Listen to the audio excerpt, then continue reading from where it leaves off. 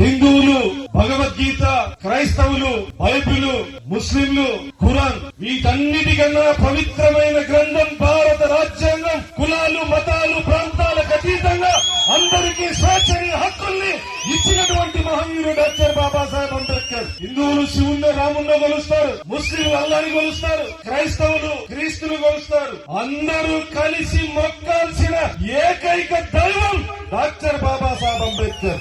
Bible వల్ల మన జీవితాలు మారలే, భగవద్గీత వల్ల మన బతుకులు బాగుపడలే, రంజాన్ వల్ల ఈ దేశంలో ఉన్నటువంటి ముస్లింల యొక్క తలరాతలు మార్చలే. వీళ్ళందరి తలరాతలు మార్చింది భారత రాజ్యాంగం. టీటీడీ బోర్డు మెంబర్ మరియు టీడీపీ ఎమ్మెల్యే ఎంఎస్ రాజు అంట భగవద్గీత ఉపయోగమే లేదు ఆ విధంగా ఆయన కామెంట్ చేస్తుండు. నేను మా చంద్రబాబు నాయుడు గారికి ఒక రిక్వెస్ట్ చేయాలనుకుంటున్నాను. ఏ వ్యక్తికి, ఏ రాజకీయ నేతలకి టీటీడీ బోర్డు మెంబర్ పెట్టొచ్చా ఒకసారి మీరు చూడాలి. అదే విధంగా టీటీడీ బోర్డు మెంబర్ పెట్టే ముందు ఆ వ్యక్తిలో ధర్మం పట్ల అభిమానం ఉందా లేదా, మర్యాద ఉందా లేదా, హిందూ ధర్మం పట్ల ఆ వ్యక్తికి నాలెడ్జ్ ఉందా లేదా ఒకసారి చూసిన తర్వాతనే టీటీడీ బోర్డు మెంబర్ ఇవ్వాలని మా నాయుడు గారికి నా ఒక నివేదిక. అదే విధంగా ఇట్లాంటి బుద్ధి లేని వ్యక్తులు, ఎమ్మెల్యేస్ ఇంకా ఎంతమంది టీడీపీలో ఉన్నారు, ఎమ్మెల్యేస్ గాని, ఎంపీస్ గాని, ఎమ్మెల్సీస్ గాని, మినిస్టర్ గాని, దానిపైన కూడా ఒక మా నాయుడు గారు సర్వే చేసుకుంటే చాలా బాగుంటదని నేను అనుకుంటున్నాను. ఎందుకంటే